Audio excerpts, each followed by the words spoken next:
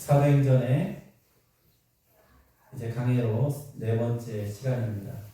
오늘 이 부분은요, 이 본문은 특별히 오순절 성령 강림으로 그리고 성령 충만하여서 성령의 말하게 하심을 따라서 나가서 이제 복음을 전합니다. 예수의 부활을 알립니다. 예수가 그리스도다, 즉 메시아다라는 것을 그들이 선언했을 때 듣는 자들이 놀랍니다. 이들은 갈릴리 사람인데 어찌 우리가 온 그곳의 말로 우리에게 이와 같이 말할 수 있는지에 모두가 놀랐을 때 어떤 이들은 그렇게 놀라고 또 어떤 이들은 이들이 세수에 취하였다라면서 조롱하기도 했던 그 시간에 이제 베드로와 열한 사도가 모두가 일어나서 담대히 성경을 통해서, 구약의 성경을 통해서, 요엘서와 시편을 통해서 하나님께서 이 모든 일을 이미 말씀하시고 예언하신 바대로 일어난 사실임을 알게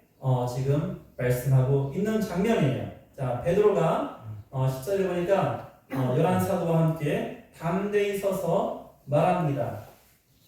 여러분, 일어난다는 것, 사람들 앞에서 일어나서 담대하게 외친다는 것, 여러분 대단히 용기 있는 행동입니다. 왜냐면요, 사람은 사실 사람들의 이목에 우리가 이끌림을 받게 되고 그 앞에서 우리의 행동가짐을 우리가 때로는 제한받기도 합니다.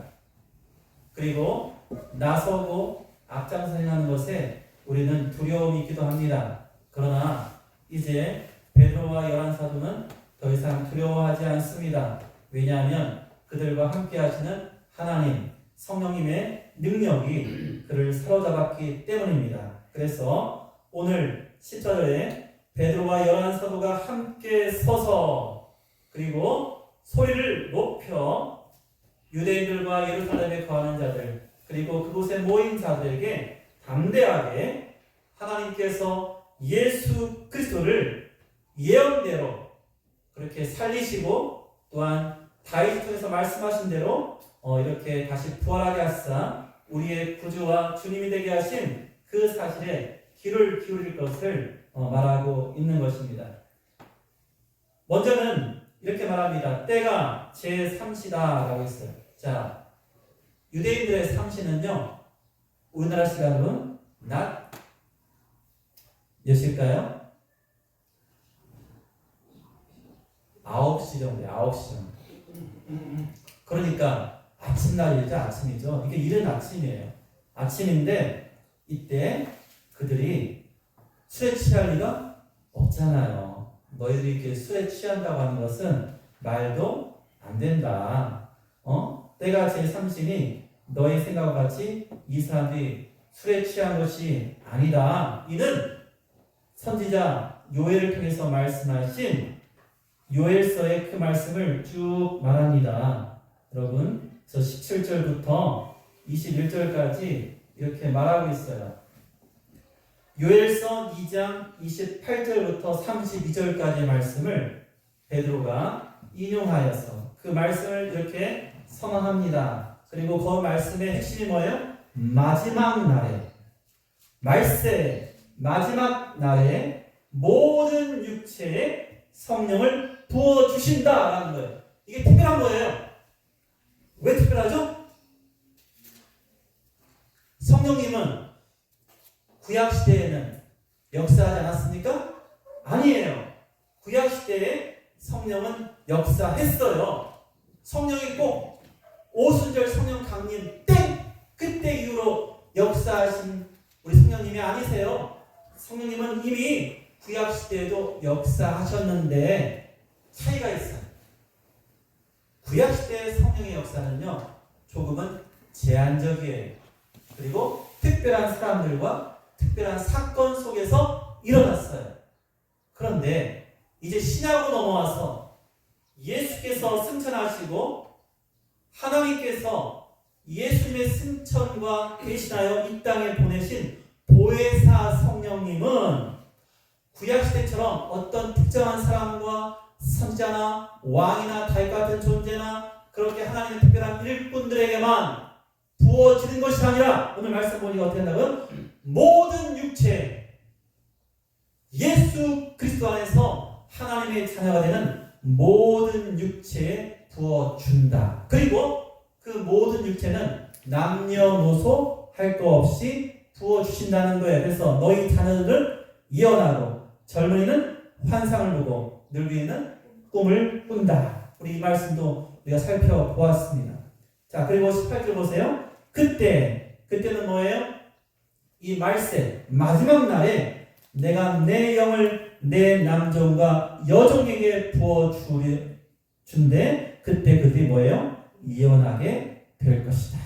그리고 이와 같이 하늘로부터 기사를 이제 보여주시며 이러한 날에 이렇게 예언하며 하나님 말씀이 선포될 때 성령 충만하여 행할 때 무엇하면 주의 이름을 부르면 어떻게 돼요? 구원을 받게 된다.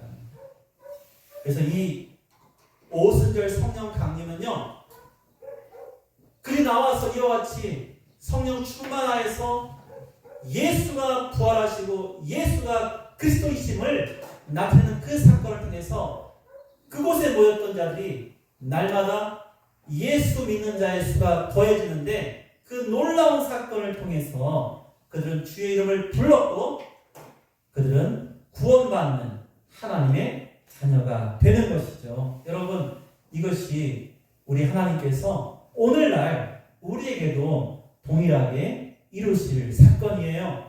우리 모두에게 성령 충만하게 하시면 내가 걱정하고 내가 지혜를 짜고 뭔가를 만들고 계획해서가 아니라 우리 하나님께서 우리에게 성령의 말하게 하심을 따라서 우리 복음을 전할 수 있게 하신다는 거죠. 그래서 요엘서를 통해서 지금 이 사람들이 이와 같이 성령 충만한 것이지 이들이 술 취한 것이 아니다라고 해서 정확하게 성경을 통해서 이 현상, 지금 이들 앞에 벌어진 이 놀라운 일을 변증하며 또한 하나님이 행하신 일임을 확증하는 것이에요.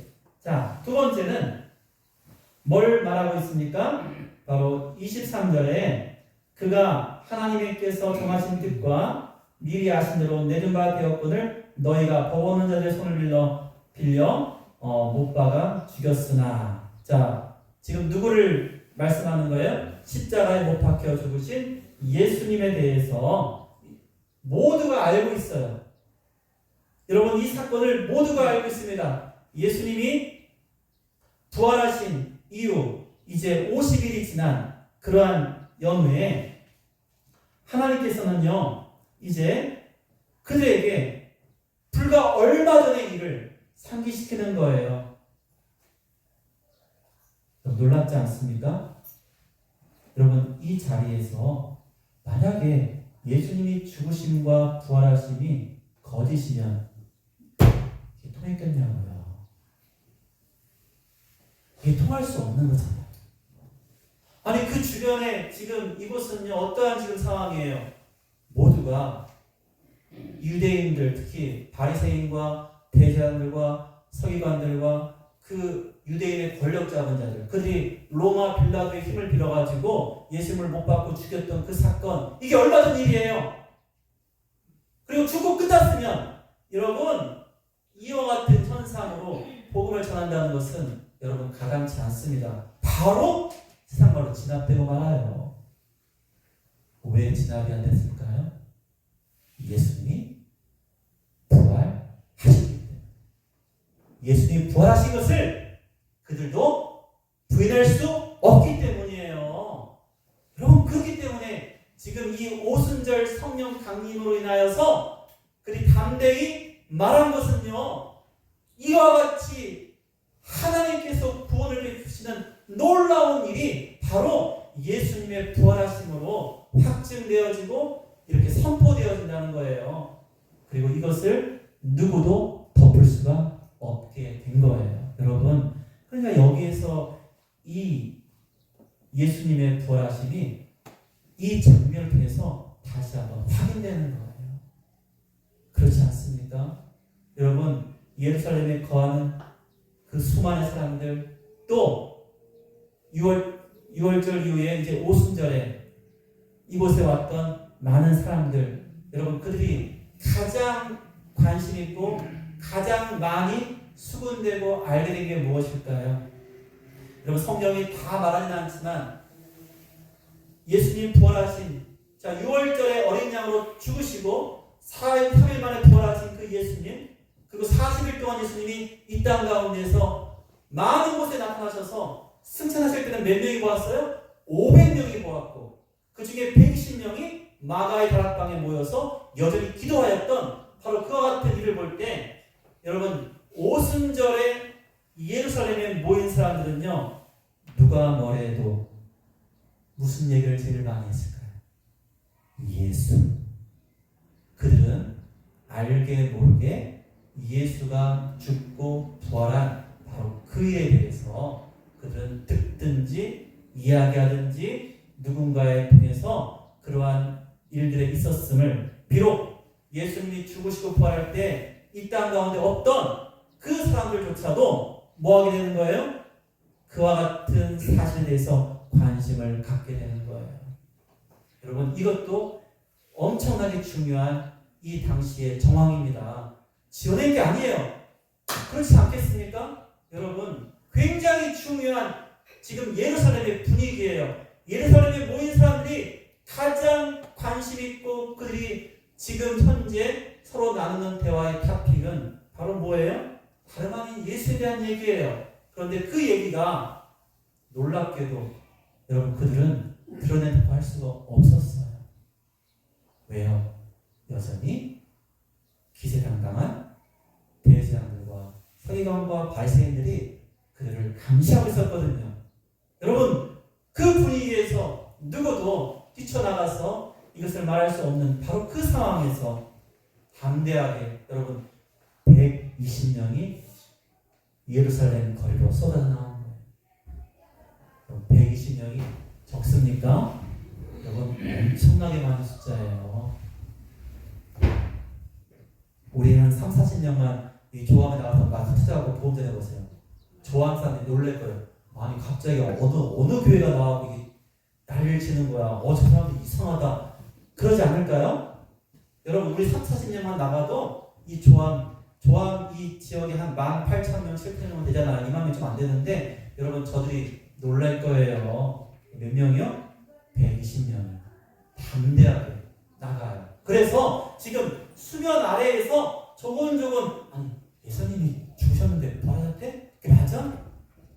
누구는 맞다고 하고 누구는 아니라고 하고 이런 상황을 지금 경험하고 있지 않을까요, 그들이?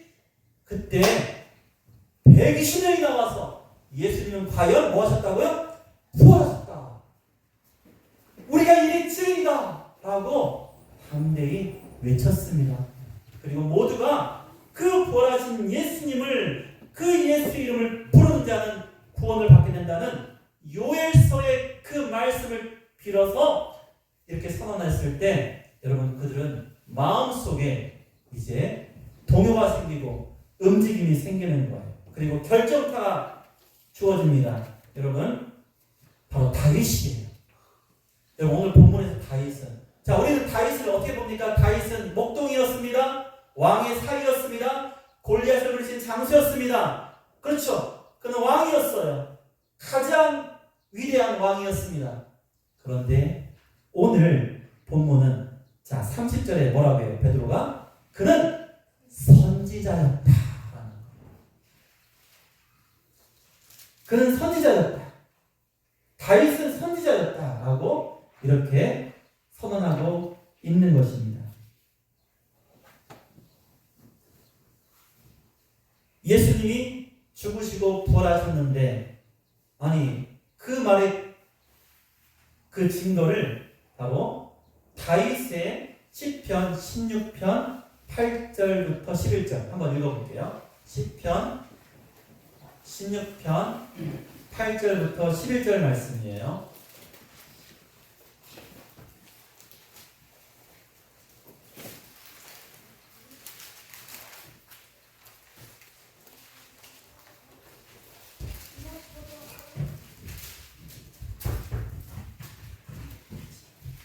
자, 8절부터 11절까지 말씀 우리 다 같이 함께 읽어보겠습니다. 시작. 내가 여호와를 항상 내 앞에 모시며 그가 나의 오른쪽에 계심으로 내가 흔들리지 아니하리로다.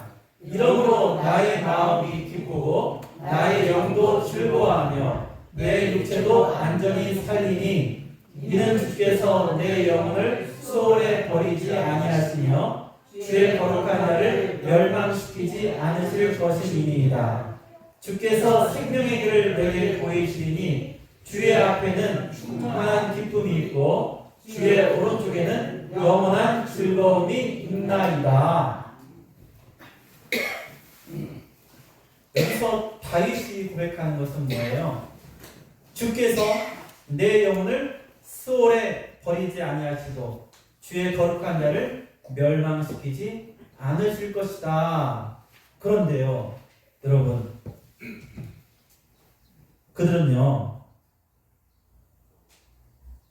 지금 그들이 살았던 그 지역에는 무엇이 있습니까?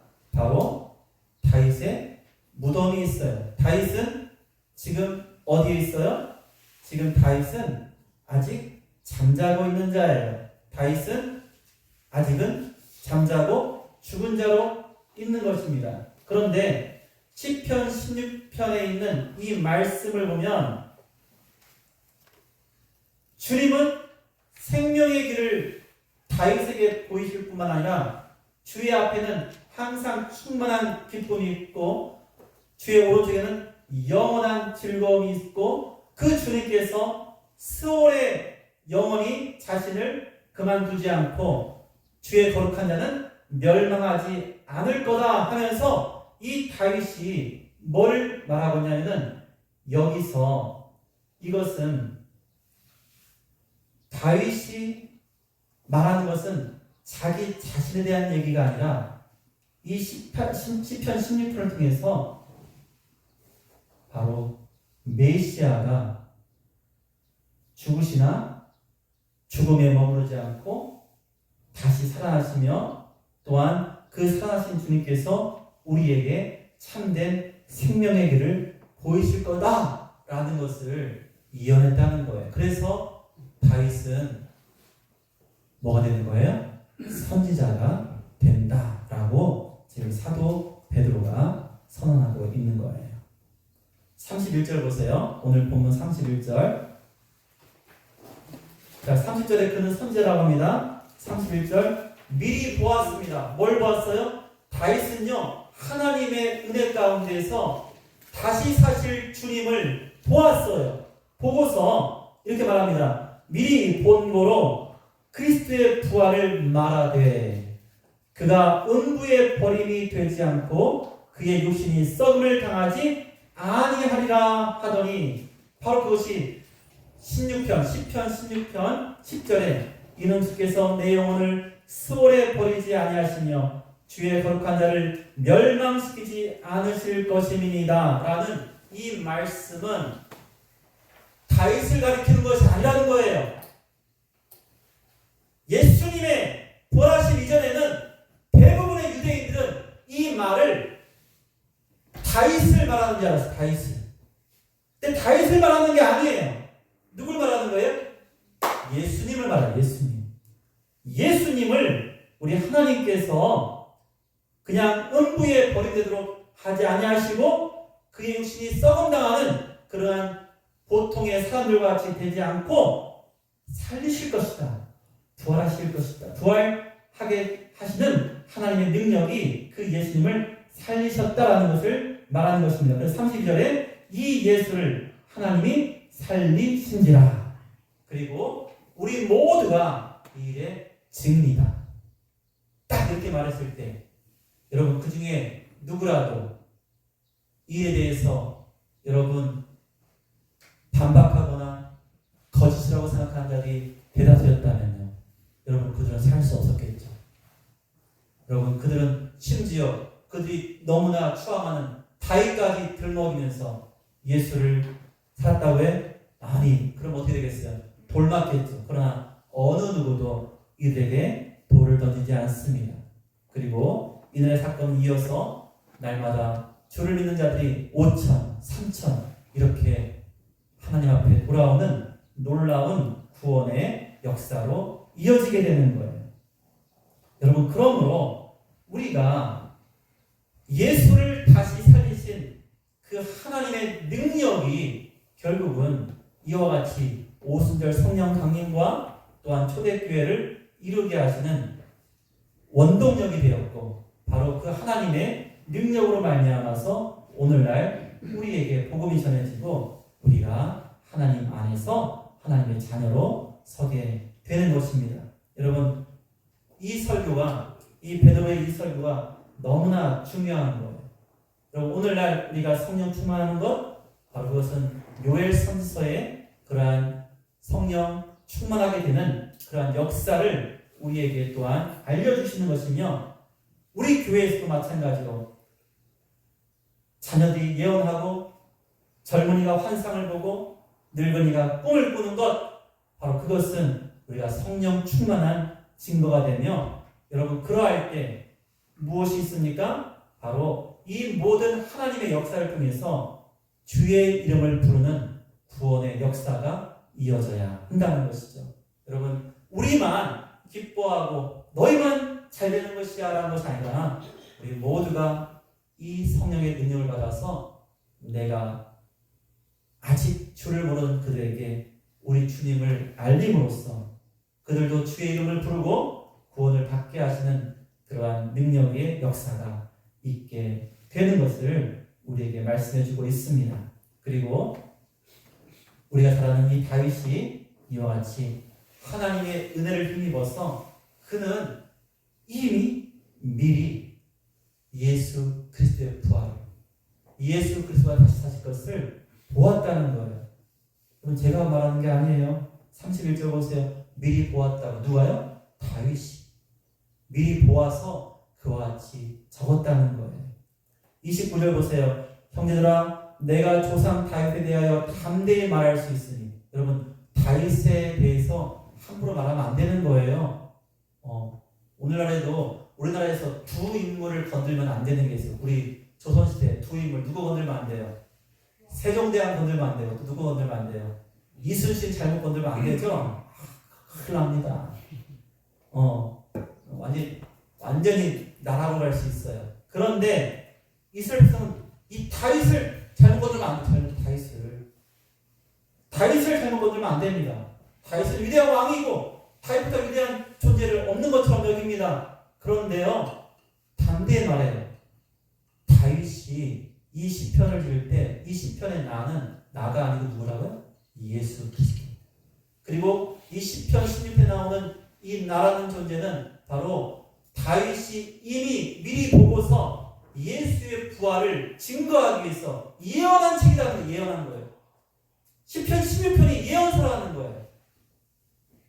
신학교에서요, 예언서를 공부할 때 시편을 공부하면 시편. 그 시편에 굉장히 많은 부분이 예수 그리스도를 말하고 있어요. 그리고 그 중심에 누가 있는지 아세요?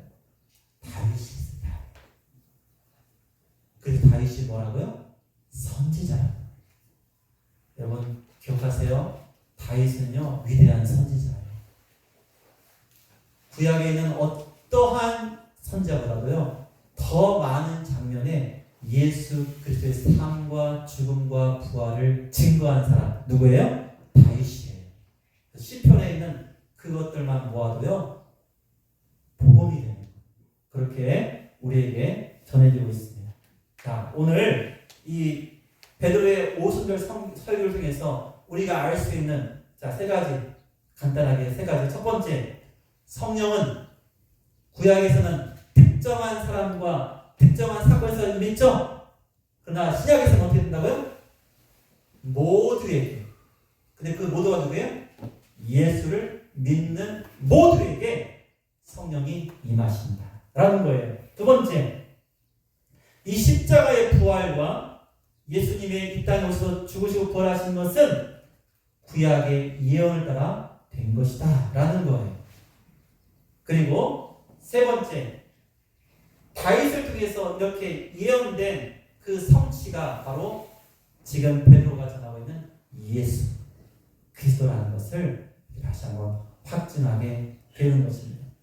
그래서 예수님은요, 성경의 예언대로 누구의 자손? 예수님은 마태복음 1장 1절에 보니까 아브라함과 다윗의 자손, 아브라함과 다윗의 자손 예수 그리스도라고 이렇게 표현되고 있지 않습니까? 그와 같이 예수는 다윗의 자손으로 이 땅에 왔지만, 그러나 실상은 다윗이 예수를 내 먼 후손이야. 아닙니다. 다윗은 예수를 뭐로 봐요? 주로 보는. 다윗은 예수님을 주로 섬깁니다.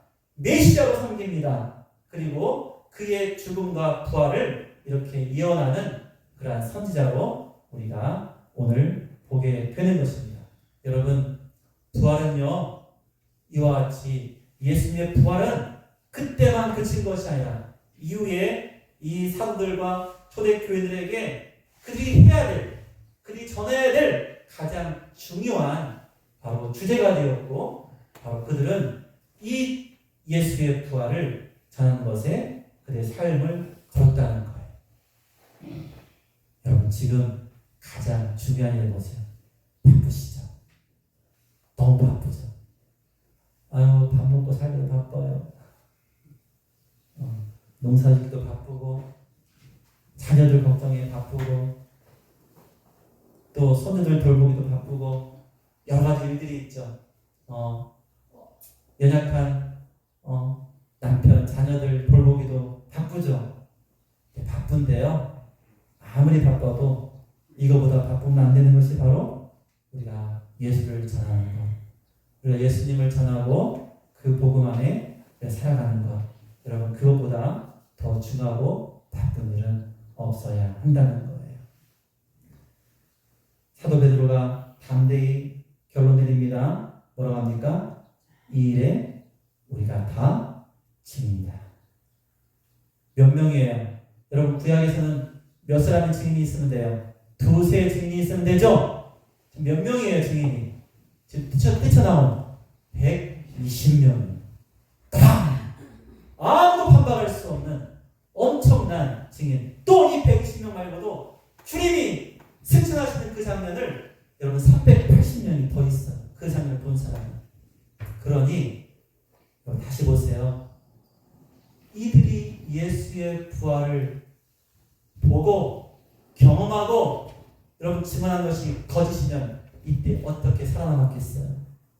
여러분, 우리 주님 부활하셔서 우리의 참 생명을 보이시고 우리의 구주와 주님 되신 것, 여러분 그것을 감사하시며 이제는 나의 믿음을 넘어서 우리의 공동체의 믿음을 넘어서 여러분 이 예수를 전하는 우리 모두가 되시기를 예수님의 이름으로 축원드립니다. 아멘.